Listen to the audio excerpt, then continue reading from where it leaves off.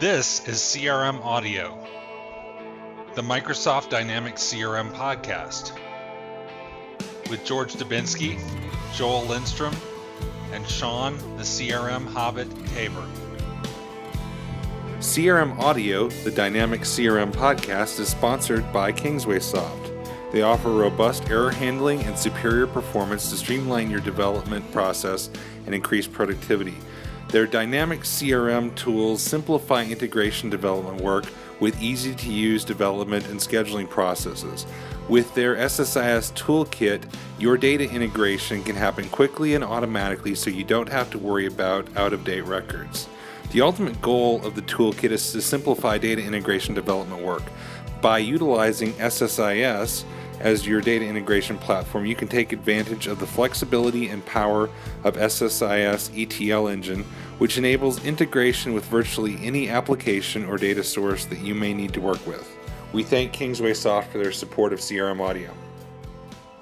And George, you're somewhere different. You're always somewhere different every time we do this. Let's play Where's George? Where are you today, George? I'm in beautiful Bali. I'm taking my family for autumn break. So we're just in the middle of nowhere. It's a fair drive from Ubud, which is kind of in the middle of Bali. So it's in the jungle, in the valley, sort of in some village, but it's a really nice place. So it's not the first time. So we're just enjoying the weather, the food, the remoteness, I guess. And you may hear occasionally some wildlife as I'm talking, so don't be scared. If any monkeys stop by, put them on. They'll probably improve the podcast. Yeah, the monkeys here are isolated. There is a monkeys actually. I'm not sure how sacred they are, but there is a special monkey forest. Where basically they rule. They steal wallets. They harass tourists. Sean, you got a certification in the last week or so, didn't you? I did indeed. I am now certified for Field 1. Very exciting. I knew you were certifiable, but now you're certified. Yes, clearly. What does that entail, and what does that mean? So Field 1 LMS certification is about 20 hours of self-paced learning. It goes through all the different modules within Field 1, all the dependencies, how to set up Field 1, including the Resco mobile client. Right now, there are some functions that are kind of in flux between what you learn in the certification and what's actually in the product, given the Microsoft acquisition. But really gives you a well-rounded view of what Field 1 has from a capability standpoint, and also how you can effectively consult and architect a Field 1 solution. So I really enjoyed it. I learned a lot. So now that you're certified on Field 1, could you actually go repair something? Repair something? No. My dad a long time ago said, son, I'm a baker, and if God wanted me to fix something, he would have made it out of dough. I'm of a similar mind. However, there's nothing really, I can't really think of something that I could fix. My wife cringes every time I try.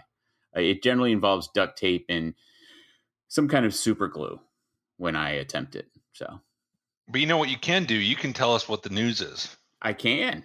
And in this week, the biggest news was the Microsoft Envision conference. This is the what used to be, formerly known as Convergence, a more quaint affair, apparently. Buzz around the blogosphere and the interwebs are really painting it more as a cozy conference, but in terms of partner participation, the expo hall and the foot traffic, given the reduced size of attendees, was a bit lacking. So we've talked about this before.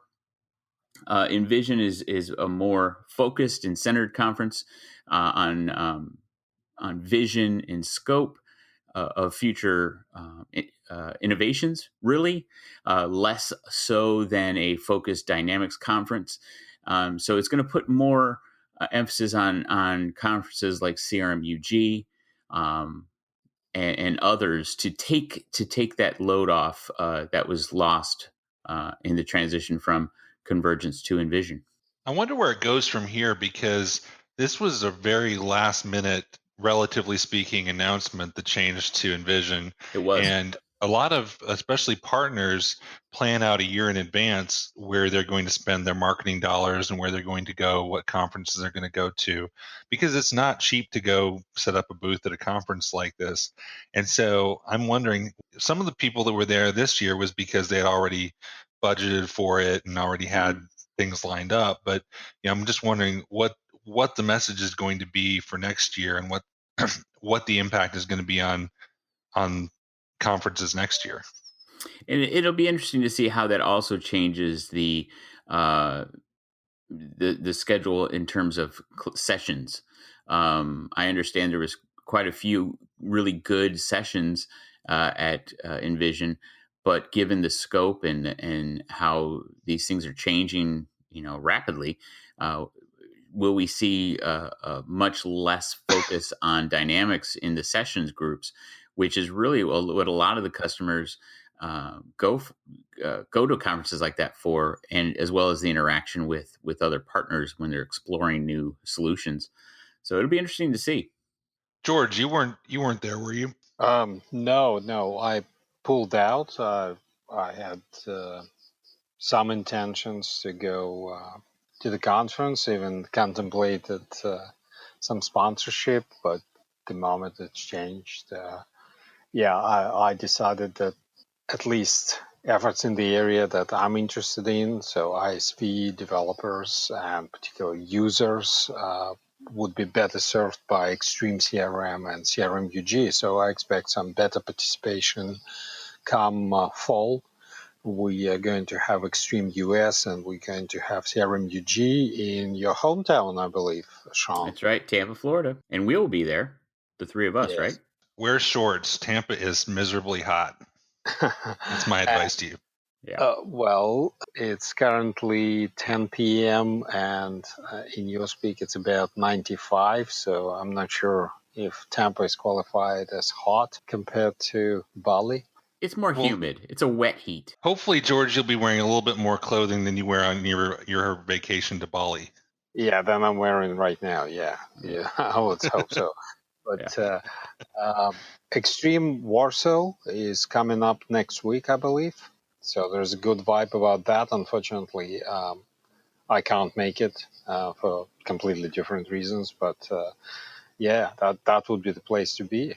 If you're looking to pick up where Convergence left off, then it'll be interesting to see how those other two conferences adjust their programs to accommodate the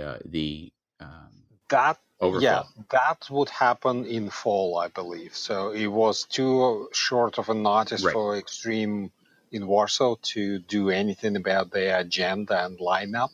Mm-hmm. But definitely for the fall, I expect some serious changes. Or rather, not changes, but bigger and better drive. Join us now is Ben Vollmer.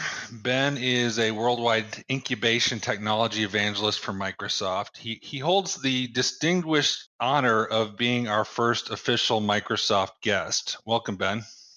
Is that an honor, Joel, or is that just proof you got over 3 subscribers? No, we're official now. That's what it means. That's right. Ben is somebody that we've worked with for a long time. Ben also has some interesting insight into some of the new stuff coming, specifically one of the topics we haven't talked about before, employee self-service. So Ben, my first question is, what is employee self-service in regard to CRM Online Microsoft? Well, it's not about CRM at all, in my opinion, Joel. It's about giving employees knowledge. We look at what we're doing on the external side.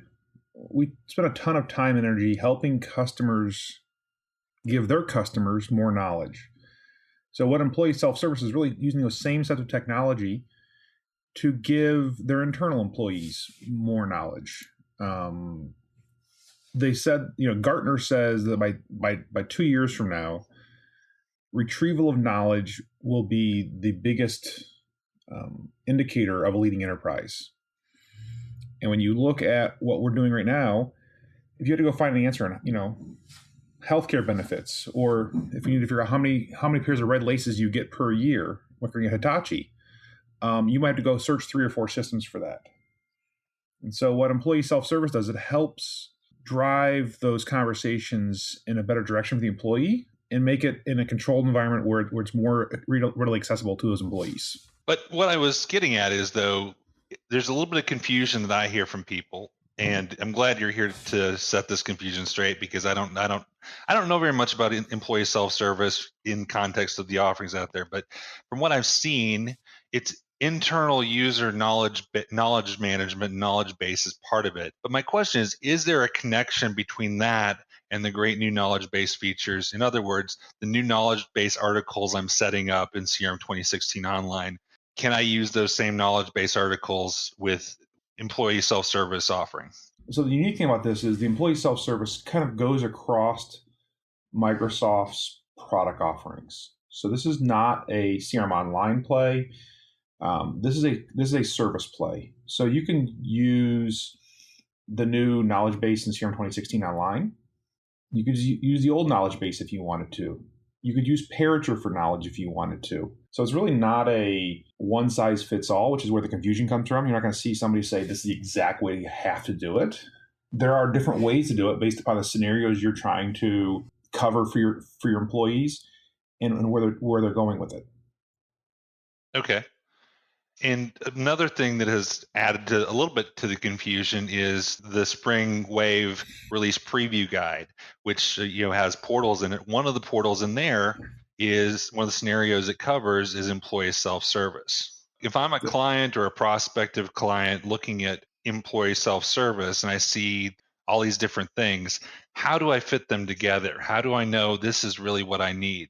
How is this all going to fit together? The portals, one of the ways you can consume the data coming out for employee self-service. So from a licensing perspective, employee self-service does not give employees access to CRM itself through its UI. So if those of you who've been around CRM long enough remember, there was the old Essential SKU. It was actually employee self-service back when dinosaurs roamed the earth and CRM was 4 in 2011. We had those. This is similar to that. It doesn't give you access to the UI. It gives you access to knowledge base, the case object, and your own contact record.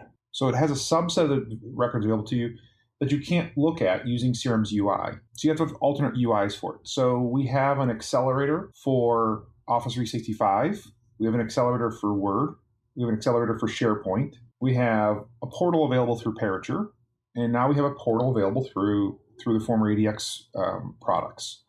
So employee self-service is just one of those scenarios we've lit up, if you will, using those portals. But customers can pick which way works best for their environments and for their employees to use the service for. So basically this license, you're saying, gives me what I need from a licensing perspective to use these knowledge base articles, and there's multiple ways to service them. And if I use CRM to create my knowledge base articles, because that's when I'm in a conversation with a client, it's very frequent they say, you know what, these knowledge base articles I'm creating for my external customers, I want to be able to share some of them internally.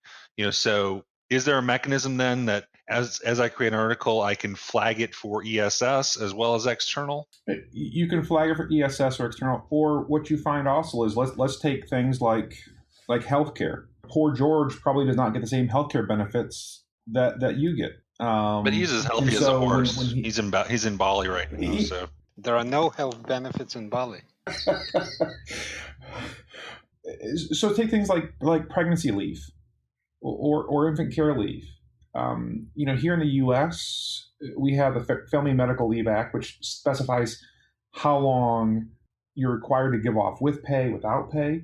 You go to Canada, that's a whole different set of rules. You go to Europe, there's a whole different set of rules in every country. So not only can you flag a knowledge base for internal versus external, you can also flag a knowledge base by where it's applicable. So there are portals we have set up where you can say, if George searches for pregnancy in Bali, he's going to get a different set of results than Sean, who does a search for pregnancy in Florida.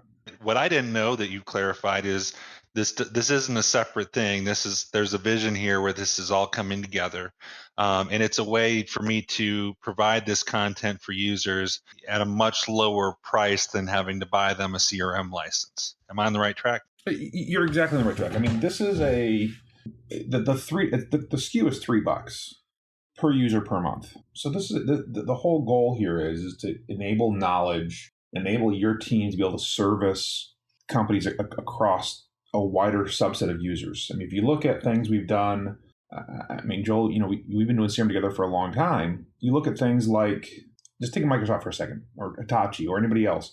You have these largely sized HR departments, legal departments, where they resolve cases. They're basically internal service centers. So employee self-service helps enable and helps make those service centers much better than they currently are, and it helps do so in a way that's very, very, very friendly from a licensing perspective. If you try to do those same service centers in CRM, before you'd be looking at $15 to $30 per user per month, and now we've cut that by 90%. If somebody like myself or Mr. Tabor, recently certified Field 1 expert, wants to learn more about ESS, all the different, I'm envisioning an ESS Octopus with a tentacle in Word, a tentacle in Office 365, one in CRM. How do we learn the octopus? So I would first start off by saying the whole goal here is to make this accessible everywhere. So if an octopus is the perfect animal, we brought partners into the fold for this as we're mainstreaming it. So, my team is the incubation team, and we're helping grow that. There is all the Parature solution specialists at Microsoft, all the traditional CRM solution specialists can all help people get up to speed in this. Depending on where you're at in the world or where you're at in the country, it's going to differ. But I know my team is doing, we're doing a service boot camp at Extreme this week. So Corey will be flying over to hang out at Extreme for a couple of days. We're doing one in Munich shortly thereafter. We're doing one in Sydney and one in Singapore. So we're doing boot camps for partners around the globe doing these things. If you're an early access partner, you're going to get access to those, and then we're going to start rolling those out to a broader selection of partners as we as the field have bandwidth.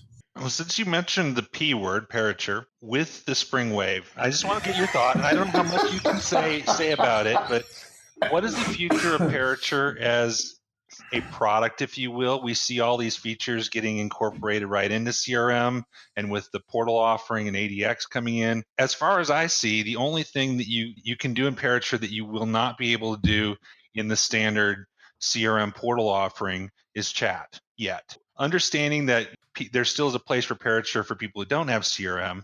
Is Parature as a product, something that's going to be around for CRM customers once we have the Spring Wave and have that features? Is there still a reason for somebody with CRM that's on the Spring Wave to consider Parature for something? So I'm going to tell you, these opinions expressed herein are my own and my own only, not an official statement of direction. That's BENVOL. Yeah. So I'm not a Parature expert, guys. I've been doing CRM since dinosaurs roamed the earth, as you guys are probably aware.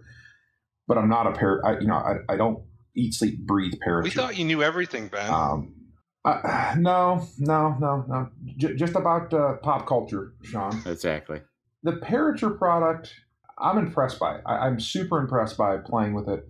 What impresses me is how fast you can get up and running on it. So if you think of CRM's a Swiss Army knife. It's got scissors and a magnifying glass and tweezers and a toothpick and a short blade and a long blade and all sorts of different stuff.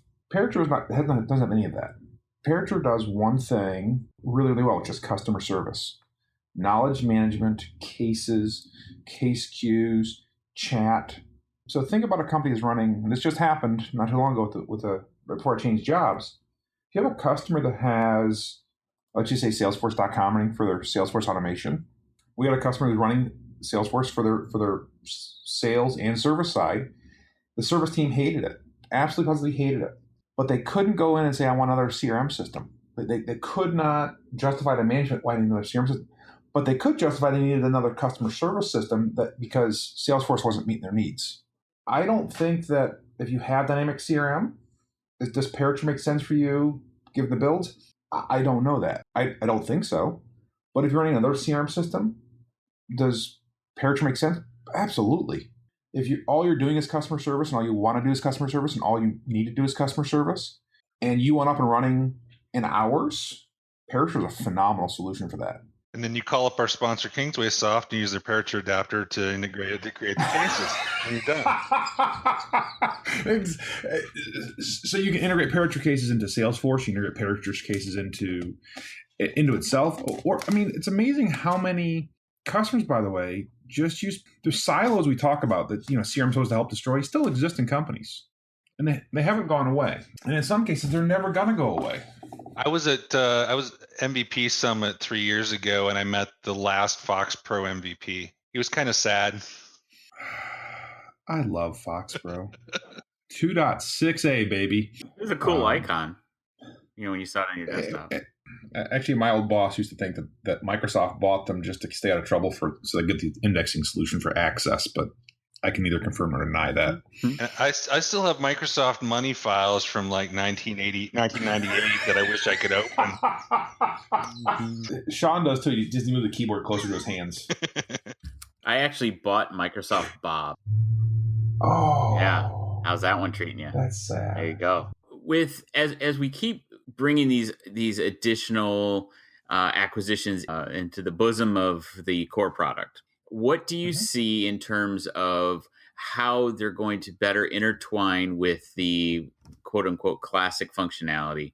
We're starting to see, like in Springwave, we're going to start to see some of the Field One assets be able to play nice with business process, for example.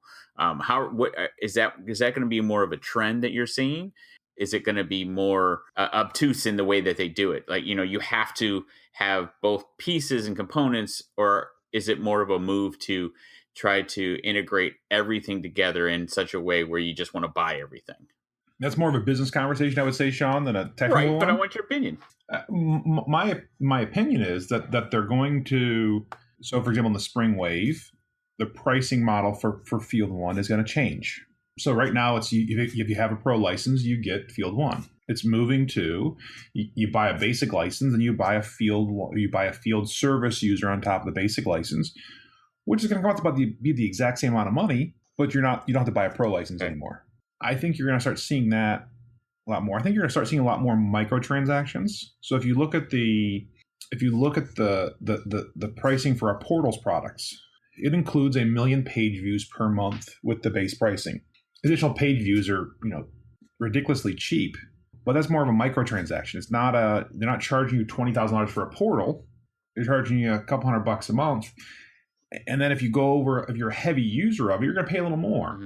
Mm-hmm. So it's more of a microtransaction than I think we've done before. So I think you're going to see a lot more of those type of microtransactions. I mean, same thing with like MDM. MDM, you have, $125 get you MDM, then you get, you want to send more emails.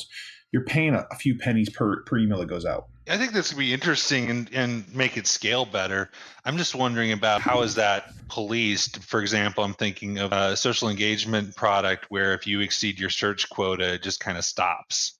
And I'm thinking if you have a portal, you don't necessarily, if you have a gangbusters where a bunch of people hit it out of the blue, where your portal just becomes unavailable. How do you envision that be handled?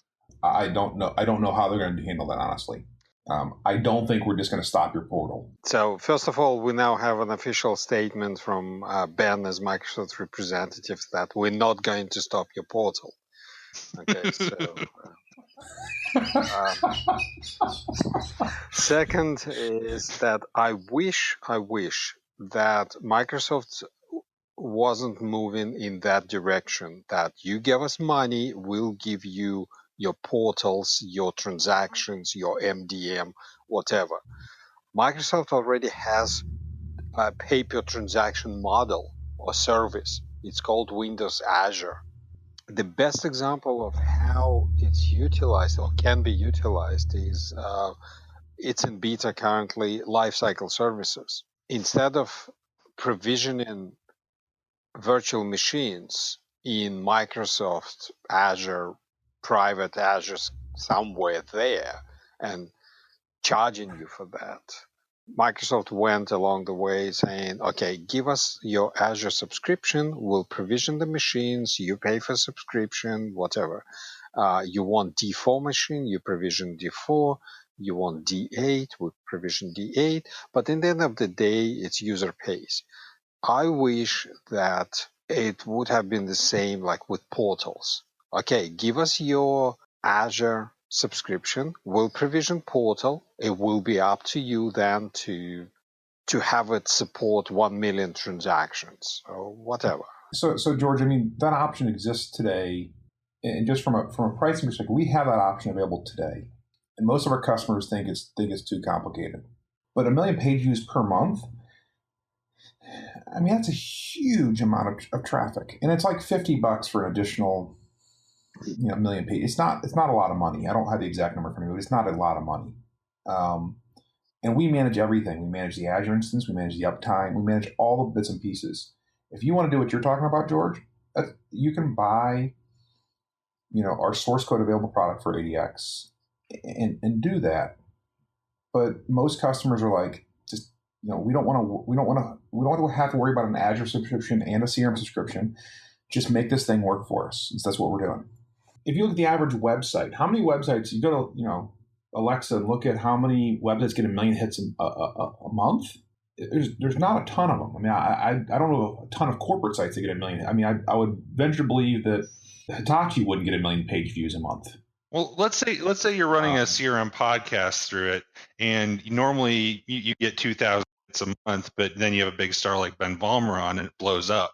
I don't want my podcast stopping at that point. And I don't know what the mechanisms there are yet, guys. I don't know what that mechanism is for when you hit those page views. I'm going to guess it's something what you see in Bing. So you hit your 80% consumption rate of Bing Maps. It sends you an email saying, "Hey, dummy, you're running out of API hits or CRM storage." It doesn't just cut you off unless you're doing stupid and quickly, but it actually sends you an email saying, "Hey, you're at 50%, you're at 60%, you're at 75%, you're at 90%, you're close to 100%. You need to fix your storage problem."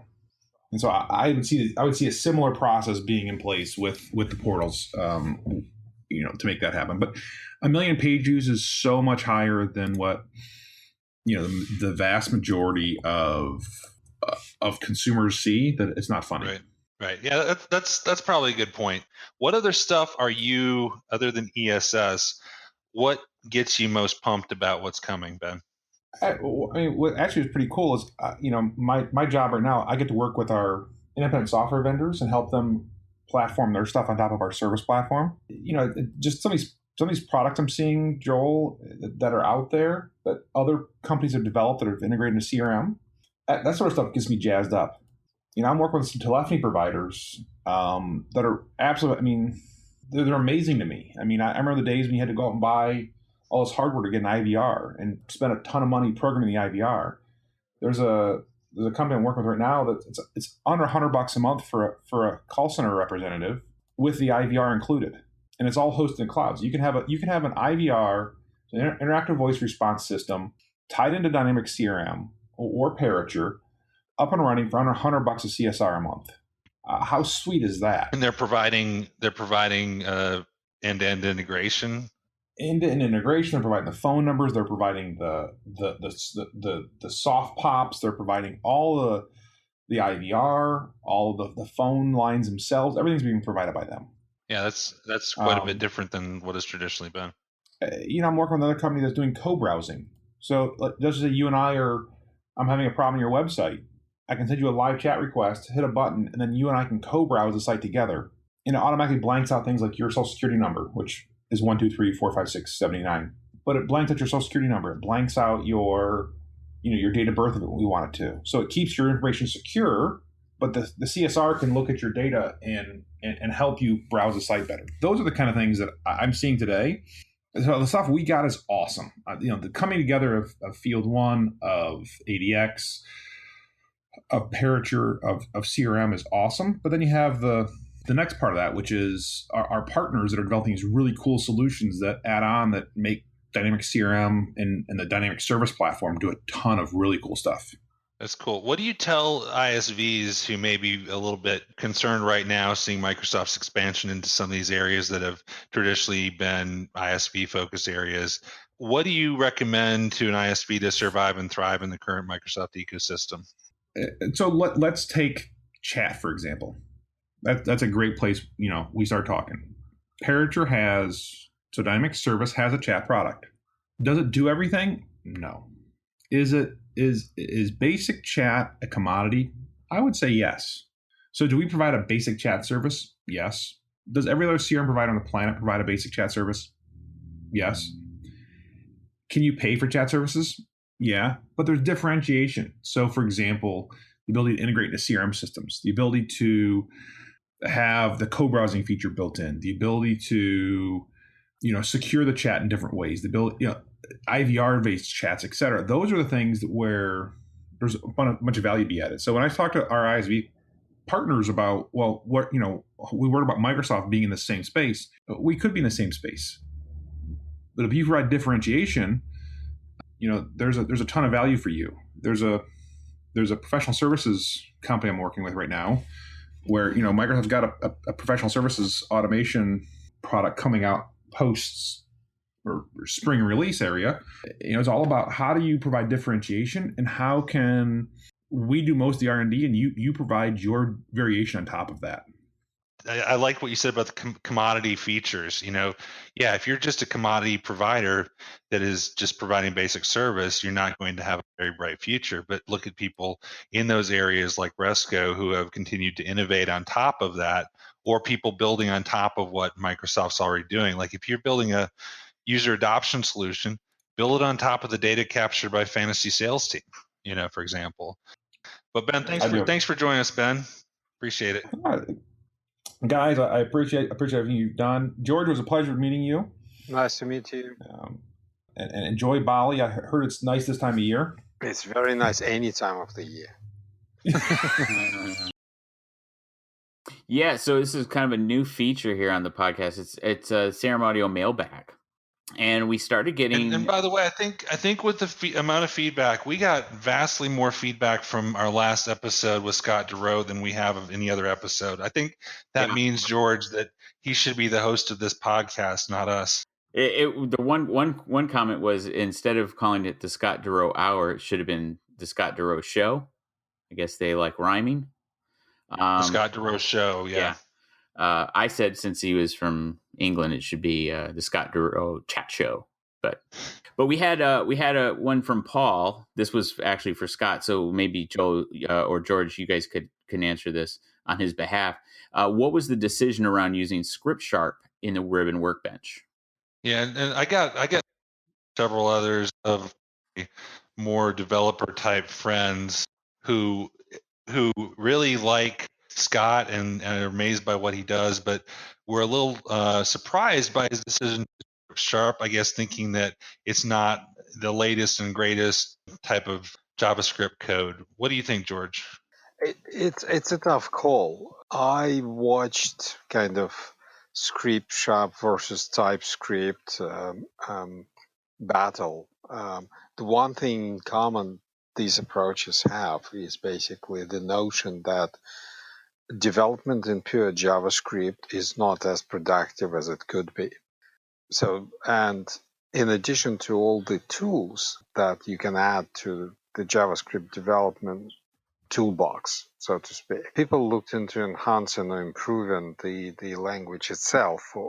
And TypeScript basically takes the approach of improving JavaScript and saying JavaScript doesn't do these things very well, so why don't we add another layer on top and then create a better Uber JavaScript, call it TypeScript, give it to developers. And basically, at the end of the day, it compiles to JavaScript. So you run it through compiler and it produces JavaScript. Same story with ScriptSharp, except they're saying, hey, look, it's not that difficult to create a translator from C# to JavaScript.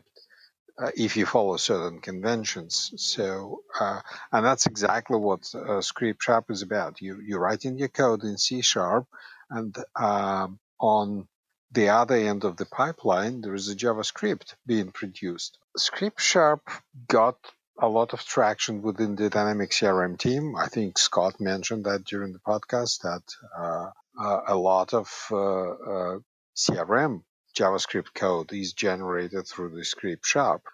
The advantage of ScriptSharp, or promise of ScriptSharp, is that in theory, you can write code, the same code for the server and the client, and use either C# or JavaScript.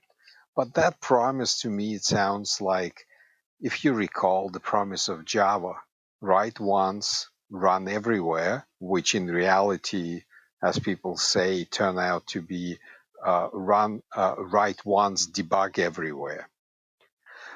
So same promise here. I have to say that I wouldn't pick it up. I mean, Scott's got his reasons. Look, I'm personally, I'm more in the TypeScript camp. I believe that improving JavaScript gives you a better control of the language, finer control of the language. Not sure about productivity, but then again, I've done nothing with my preference of TypeScript, whilst Scott, with his wrong and incorrect choice of script shop, produced Ribbon Workbench. So here you go. Yeah, I think the one point that he made that I think may have gotten lost in the conversation is his feeling and why he chose Script Sharp for Sparkle XRM, because he felt that the majority of CRM development shops and customers had resources who were familiar with C#. And also, since it was what is used for the CRM JavaScript, he felt it was a good fit. And then he wanted to then use his framework to build the new Ribbon Workbench. But even if it is, maybe not the most popular choice, having it based in Silverlight all these years hasn't stopped anybody from using it. So I don't think That's right. when he delivers the Ribbon Workbench, the new one that has the fancy template smart buttons, which to me was the most exciting thing he said on there, that'll make it even more accessible and even more popular. So what else? What was some other feedback we got? So from Twitter at Shrimp on the Barbie, this one's for George. How do you carry Joel and Sean week after week? After time, doesn't it waste the time of such a great developer as such as yourself? Love the podcast. Did you type that? Is that from you, George? No, but I'm gonna frame it. So we also got one from Beal Nenson. This one's for Joel. So Scott Durow gets an hour, and at Customary barely had time to drink his cup of coffee. I smell something rotten in Denmark. Well, Beal Nenson, changing the name to avoid any potential embarrassment from Mr. Nenson. That's right, exactly. My response was because the original interview with Scott Durow was only going to be 20 minutes, but then George kept asking boring developer questions, and that stretched it out. This is true. And we do have one item from the corrections department. I know this is hard to believe, but yes, we made an error back in episode 21. You actually can use conditional logic in Voice of the Customer. Which one of us made an error? I think all three of us did. So it spread around. But if you go out to Yuka's blog, he has a blog post, and we'll put it in the show notes for the Voice of the Customer conditional questions. So you can actually do that. So that's. But he gave us a praise at the beginning. He said we were the only podcast he regularly listens to and the only one he follows. That's correct. And then he killed that one as well. So let's high praise. I'll take it. If he'll give us compliments like that, he can be our official corrections department. That's right.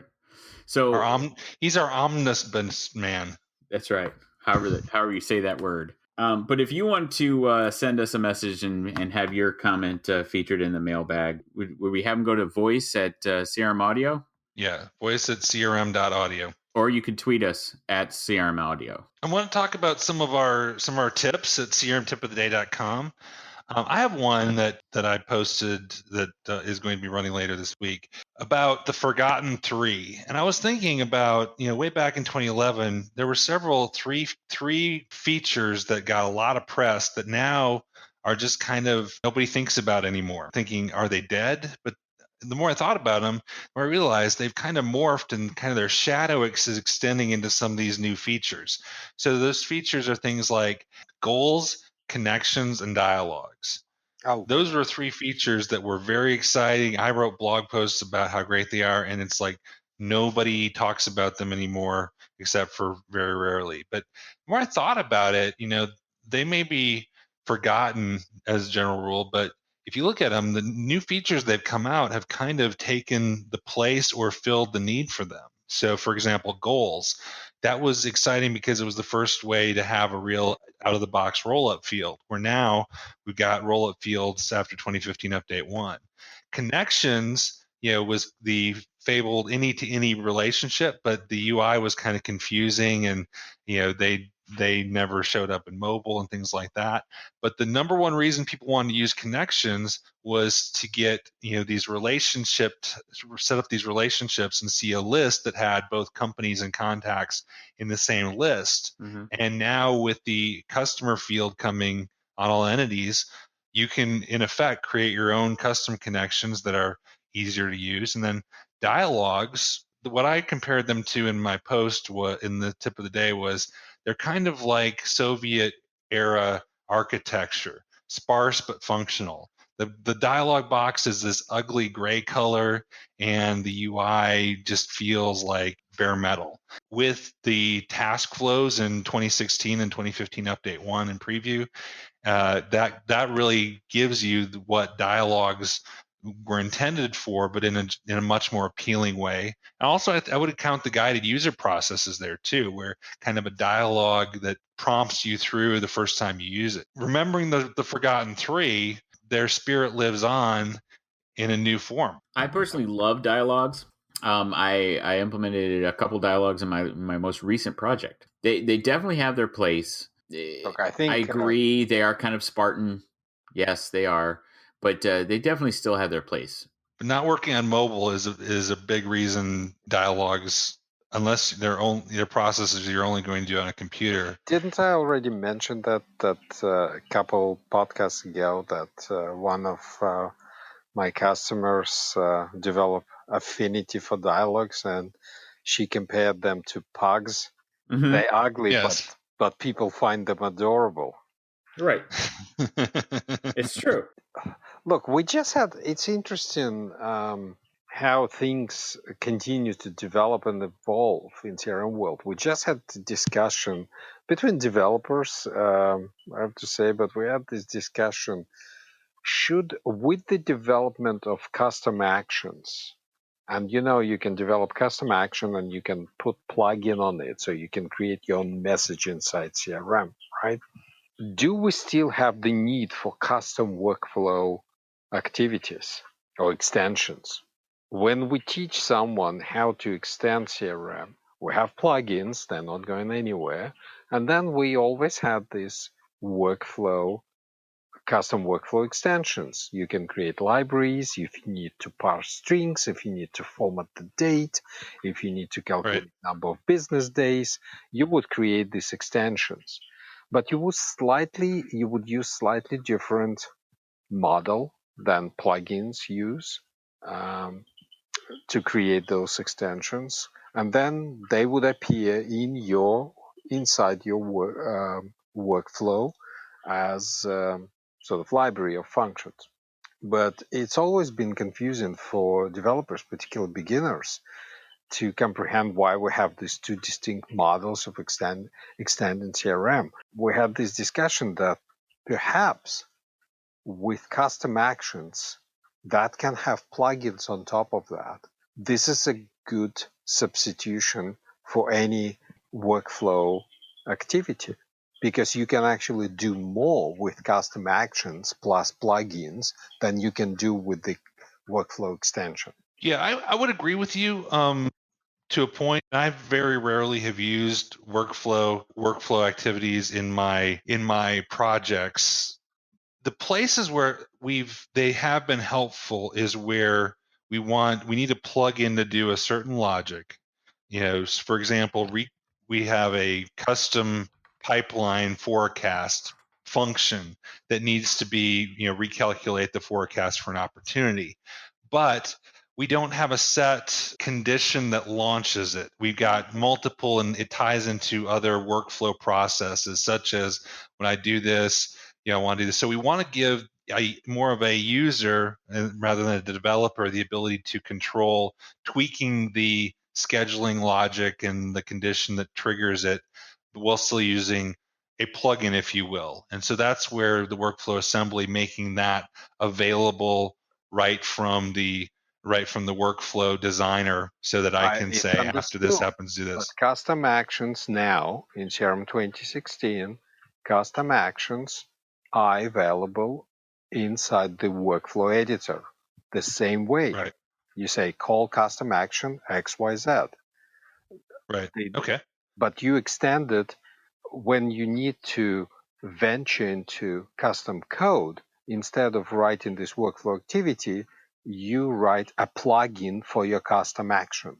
Yes, you need to do this extra step. You need to create custom action, plus you need to create a plugin. But the advantage is that you follow the same model that you use for plugins. So the coding approach doesn't change. So, for example, for developers, it becomes much easier because the development structure, the projects are uniform. You no longer have distinction between plugins and workflow extensions; they're all the same.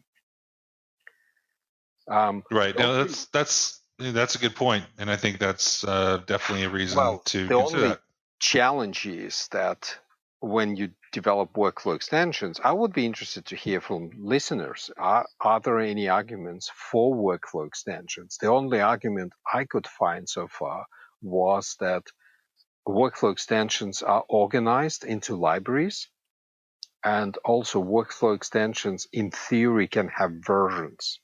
Whilst when you develop custom actions, you end up with endless list of custom actions. So classification becomes it's a bit messy. It becomes a bit messy. So I hope that the CRM development team will put some parts of those big bags of money we were talking earlier into improving user interface for dealing with custom actions. But generally speaking, that's the only argument I could come up with for not Right, and I'm using also custom thinking, I actions. mean, the place where I do use them are some of the classic ones available on CodePlex, like the distribute workflow activity, workflow assembly, and things like that are readily available. If that was repackaged as a plugin and an action in a solution, I'm sure that would work just as well. Yeah, absolutely. Before we go, what was your tool of the week, George?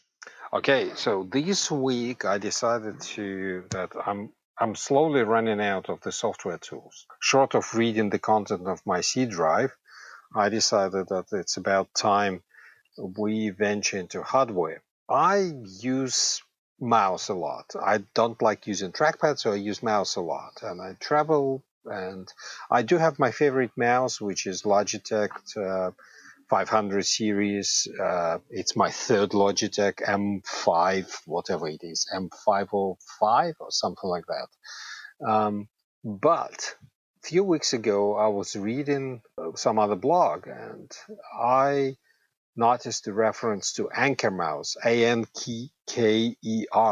It's a strange looking contraption. It's a mouse that you hold like a gun, like your hand is vertical. So you don't put your hands flat. It keeps it on the side. But as a result, you don't twist your wrist. It took me about a week to get used to it, but now I find it absolutely amazing for my wrist. Less stress, pain's gone. I had the occasional kind of stabbing pain in my wrist. It's gone. And I use it when I'm in the office. I use it all the time. So, and I think on Amazon you can pick it up like for $30 or something like that. I'd say it's absolutely a must-have particularly if you heading towards the carpal syndrome. Yeah, there's a $20 Anker mouse on Amazon. I have a large mouse collection because I frequently forget to bring my connectors for my mouse, and so then I have to go to the office supply store and purchase a new one. I've used, not this one, but I've used another more ergonomic mouse. It was nice, but it's big. It's bigger, and so you don't carry it around. It's not travel friendly. No. So this is the one you want sitting on your desk with your large monitor, and then you need a smaller Logitech or Microsoft mouse. Absolutely. I like the Microsoft. I can't remember the name of it, but basically the one that flips open. It's a nice one to travel with. Oh, and it's more ergonomic too. It kind of bends more. Yeah, I do have one of those as well, but my favorite for traveling is still Logitech 705, I believe that's the model, M705. So that's my favorite travel mouse. But for the office, is definitely Anki mouse now because, as I said, my wrist says thank you, and it feels much better after just a couple weeks of using that ugly looking contraption, but it does work. Yeah, I used to use the split Microsoft ergonomic keyboard, but I can never get accustomed to an ergonomic mouse. I don't know why. Just I think the way, I don't know. But I'm glad it works for you. There's a value in getting a more expensive mouse, but again, if you regularly lose them or lose the dongles for the mouse, it gets expensive if you keep buying $40-$50 mice. Yeah, for some reason only dongles seems to work. I tried like 10 Bluetooth mice, none of them work. It's just they don't work. I don't know why. Well, if you're like me, you've got other things hooked up to your Bluetooth, and it always messes up too. Like if you're using Bluetooth headsets or a Bluetooth keyboard or a number of things. Yep. And we should mention that this is going to publish on the 104th anniversary of the Titanic sinking, so hopefully it's better. Hopefully that's not an omen. A little more buoyant than the aforementioned ship, yes. Okay. Titanic and Ben Vollmer. Exactly. All right, gentlemen, enjoy your time in Bali, George. Thank you very much, and Thanks, guys. I'll see you next time. This has been CRM Audio, the Microsoft Dynamics CRM podcast. You can hear previous episodes on our website, crm.audio. Subscribe to our podcast on iTunes, follow us on Twitter at CRM Audio, or leave us a comment on our Facebook page, facebook.com/CRM podcast. If you have any topic suggestions or questions that you would like for us to answer on a future episode, please drop us an email at voice@crm.audio. Special thanks to Dale Simmons for our theme music. Go check out his website, dalesimmons.com. Please join us next time on CRM Audio.